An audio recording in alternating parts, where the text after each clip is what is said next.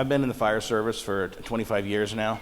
When I joined Paraco Gas, which was a hazmat company, I actually, had already an interest in the propane emergency side of it, but then ultimately had to go back and do additional training both in the fire service side and the industry side, because I recognized there's a direct correlation between those two to try to effectively handle the true emergencies.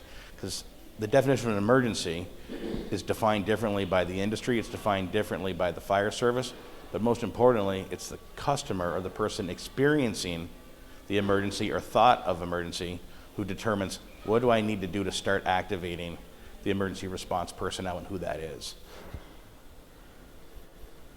So a lot of people focus on propane emergencies by having a propane professional or very knowledgeable about the product and our industry to go in to try to educate the fire service.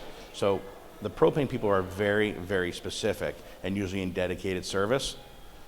The fire department doesn't get to choose what emergencies they go to. You call, we come, and by the way, you got to fix it.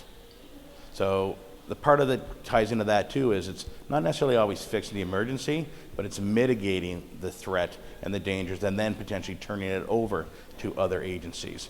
And a lot of times with the product of propane, the flammable nature is what gets everybody's attention, but actually transferring and dealing with the other aspects of the product and the frostbite and that sort of stuff, it's an interesting correlation. So the fire service has to be good at everything, but no one's good at everything, so then you're going to have specialty people, and those are the focused training groups.